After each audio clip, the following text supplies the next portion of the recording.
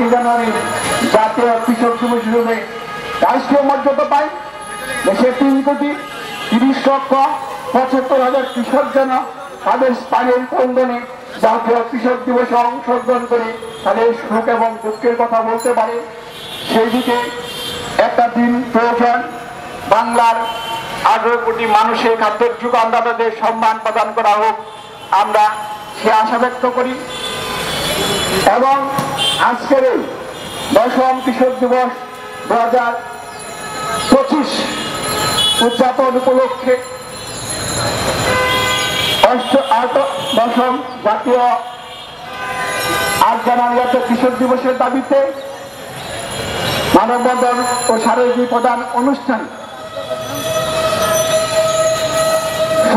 সমাপ্ত বক্তব্য দেওয়ার জন্য আমি বিনয়ের সাথে অনুরোধ জানাচ্ছি প্রবীণ কৃষক কল্যাণ ফাউন্ডেশনের সংগ্রামী চেয়ারম্যান, শ্রদ্ধেয় চেয়ারম্যান, যার সুদক্ষ পরিচালনায় দীর্ঘ 12টি বছর প্রবীণ কৃষক কল্যাণ ফাউন্ডেশন পরিচালিত হতে যাচ্ছে এবং 10ম কৃষক দিবস পালন করতে পেরেছি। আজকে অনুষ্ঠানে সমাপ্ত বক্তব্য দেওয়ার জন্য সংগ্রামী চেয়ারম্যান জনাব জয়নালউদ্দিন হীরক সাহেবকে ওনার সমাপ্ত ভাষণ দেওয়ার জন্য অনুরোধ জানাচ্ছি।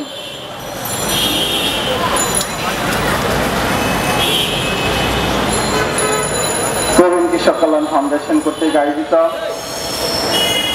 8ই জানুয়ারি 2025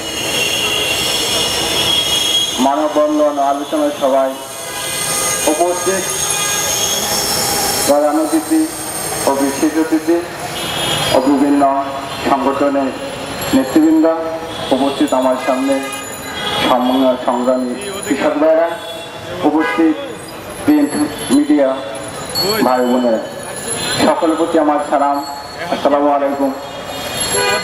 সম্মানিত উপস্থিতি, বাংলাদেশ কৃষি প্রধান দেশ। আপনারা জানেন এদেশে 80 থেকে 90% মানুষ কৃষির সাথে প্রত্যক্ষ এবং পরোক্ষভাবে জড়িত।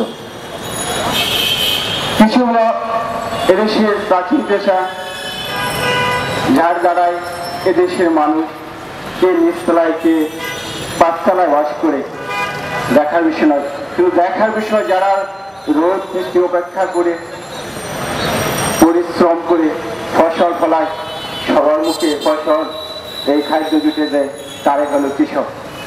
কিন্তু পরিতাপের বিষয়, এই কৃষি প্রধান দেশ হওয়া সত্ত্বেও 20 কোটি মানুষের মধ্যে 3,30,75,000 হলো কৃষক।